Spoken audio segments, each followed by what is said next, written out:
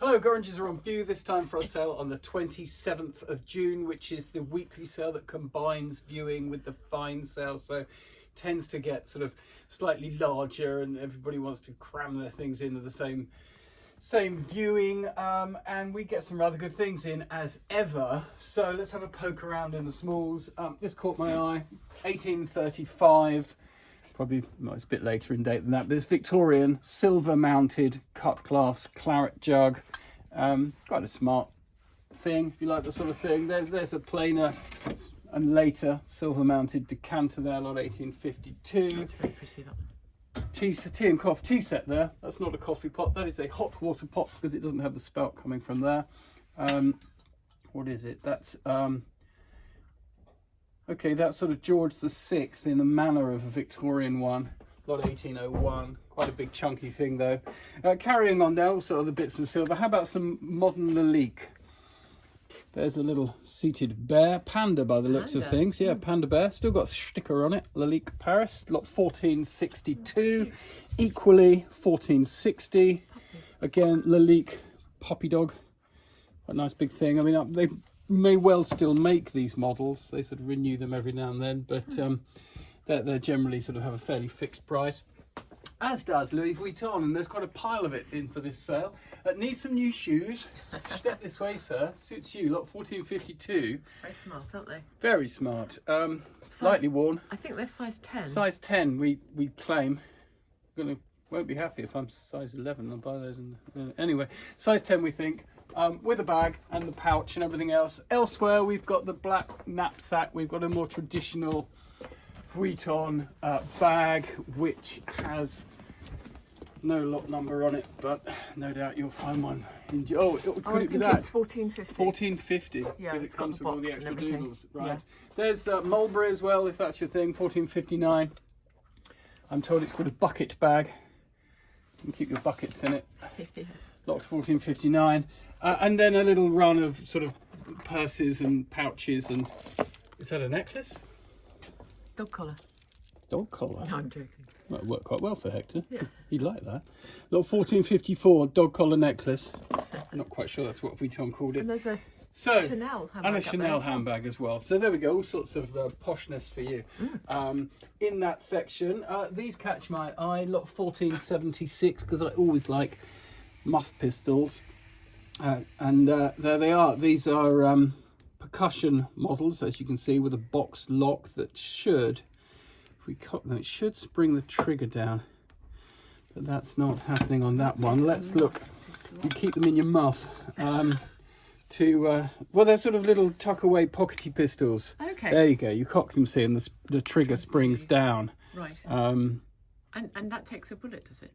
That would very much, well, you take the bullet. Look at the size of the bullet. Good grief. Yeah, you're on the end of that. I mean, they're sort of personal protection, close range, about 1830 or thereabouts.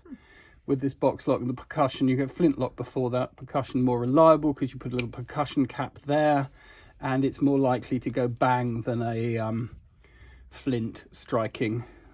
So yeah, nice those with a box. Looks like the original box, and for some reason sold by Selfridges, no less. With some years ago. There we go. Muzzle loading, taggable panels, blah blah blah blah blah. One has a slightly faulty trigger mechanism, it says. Well, there we go. So lot 1476. Nice little pair of muff pistols there. Gosh. It's all good down here as ever. There's all sorts of things to rummage around and look at. Oh look, a DSO. There we go. Lot 1561 DSO, that caught my eye, with the First World Distinguished Service Order. Thank you. With the First World War trio. So generally, with these trios, First World War, the 1914 Star, which will be named, because First World War medals are named, to Captain Darlington, RE. And then you've got the British War Medal and the Victory Medal. Victory Medal will tell you his rank at the end of the war. So he was captain when he started. He's Lieutenant Colonel Darlington by the end, so he's done really well. The oak leaf shows that he's been mentioned in dispatches, which would be almost certainly because he did something to gain the DSO. And then he carried on, probably Home Guard or similar, and got the Defence Medal in the Second World War, but didn't get the other medals because he was based at home. And we've even got his passport though. Look, Lieutenant Colonel Darlington, with his wife Mabel. And there they are. Oh, that's Isn't that brilliant. fun? He's a good-looking chap, isn't Yeah, there we go. It sort of makes it Northern Ireland, Great Britain and Northern Ireland. There we go. Passport from what date? I don't know. This reminds me of my father's passport in the 70s or something. But anyway, love the old passport. And then we've got a little bit of sort of paperwork relating to it, not much more. But there we go. So that's a nice lot, 1561. Let's pop it back. What sort of reserve would that? I'm guessing that's about 500 to 800. Right. But you never know what we've booked things in at. Sometimes it's more, sometimes it's less. And no one really knows what it's worth until it's sold, of course, because everyone's got a different opinion about what things are worth. Now, elsewhere, this caught my eye. Parian, not the most fashionable of things, but I kind of like his expression. This is Admiral Napier. He looks like he's rolling his eyes. He does a bit, doesn't he? He says, good grief, look at the way they're handling that ship over there. But he's properly gonged up, and condition looks good. Nice marking for Alcock & Co on the back there. It's a nice feature. So yeah, we like that. Lot 12, well I like it, 12.55. You might not like it. Right. Now, otherwise, poking about, this caught my eye and I thought that's nice. That's nice. It sort of relates in a way from Napier the Admiral to a naval engagement. And this box caught my eye because look, it's a big old piece of enamel, isn't it? Look at that. That's a large enamel box. Its lid is loose, the hinges come away, which is not unusual, and it's in with these other bits. And I sort of looked at this and thought, well, that could have gone on its own because it's a nice thing in good condition. It's been catalogued as a 19th century enamel trinket box with shipping scene. Well, it's definitely a battle scene, and we've got the Dutch flag there, I believe. There's the Royal Ensign. So there's a good old battle going on there, naval engagement. And with it, you get, curiously, a Royal Worcester little printed dish, but printed for Jones, McDuffie and Stratton, no less, which must have been a special commission for them for some purpose. You get a hand-painted Chamberlain's Worcester plate. And on top of that, no less, it just keeps giving this lot. You get a goldfinch on a Royal Worcester small mug. You get a Meissen cup with no saucer. You get a little pot printed with birds that says Dresden. It is probably Dresden, but could be, yeah, that's a Dresden print. And then you get 3 rather nice Chinese coffee cups. That's quite nice fun with them looking at a scroll picture. And there's one with flowers that, to my eyes, English, not Chinese. And there is another Chinese one there with some more figures. So yeah, what an interesting lot. I don't quite know who that's aimed at, other than someone that likes a mixture of curiosities. So there we go. Consider lot 1300. 1258 Atmos. Always like these. They're great fun.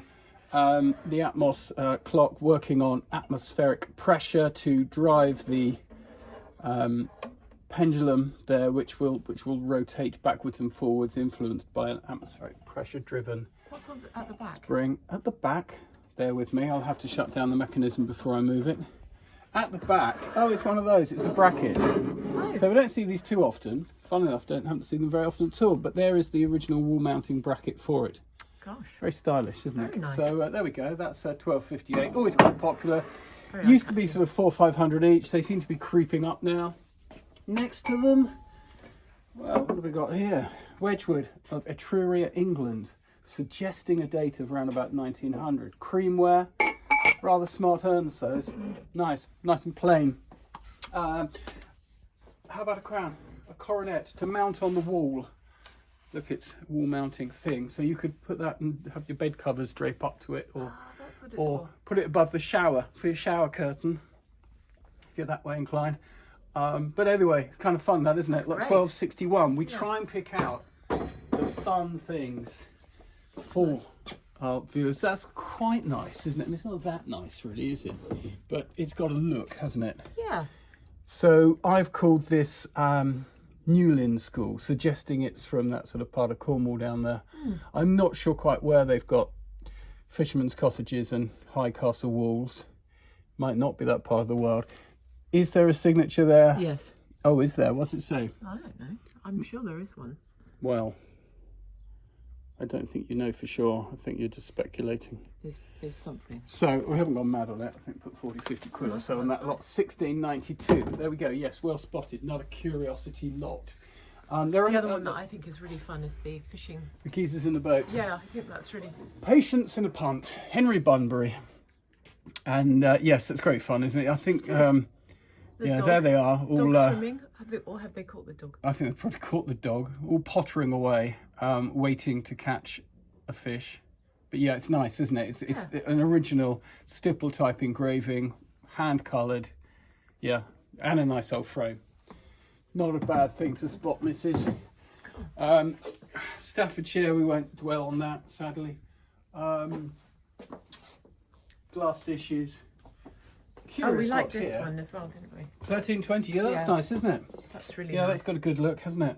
Bit of, not quite contemporary, by Campbell.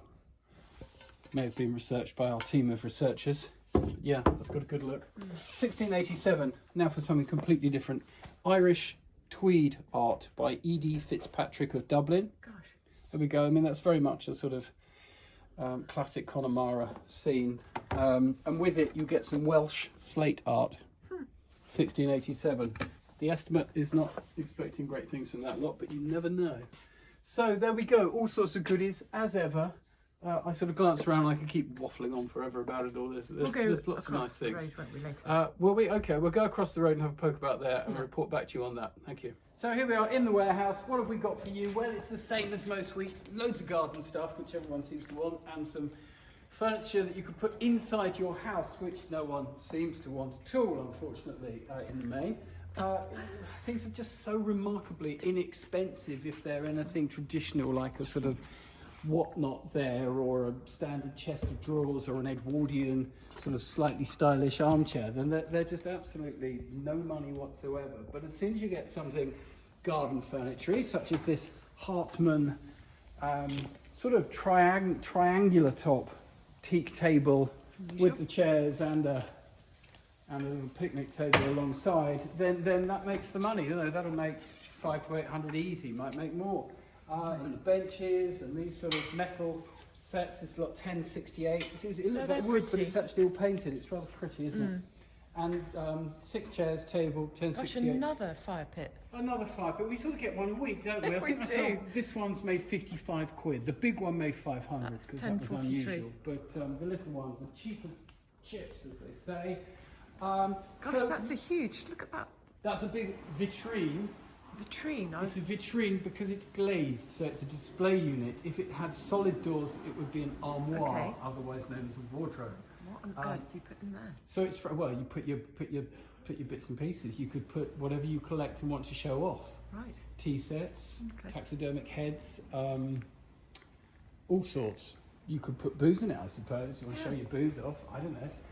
So it's a vitrine for showing off one's things, and probably therefore not that easy to sell because it's huge as well at the height of it. It is enormous. That 8-foot tall, that. So that's the problem. Whereas things like that trunk next to it, that's very nice, isn't it? trunk. Look at that. That's what people want, because that's even more useless than a vitrine. Yes, so why wouldn't you want it? It's a good look. It's a good look. Yeah. Exactly. You just want to look good. No one cares if anything's practical. You just want to look good. I don't know.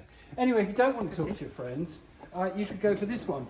And grow It's a tree in the middle. 1097. You could grow a big tree in the middle, and then it's called an antisocial seat. So you could have one of those. Behind me, hidden by pictures, but it'll be out for the view. Huge, great, lovely Victorian great front wardrobe. There's a few mirrors and things. That looks reasonably pretty and delicate. Let's have a look. Lot 1059.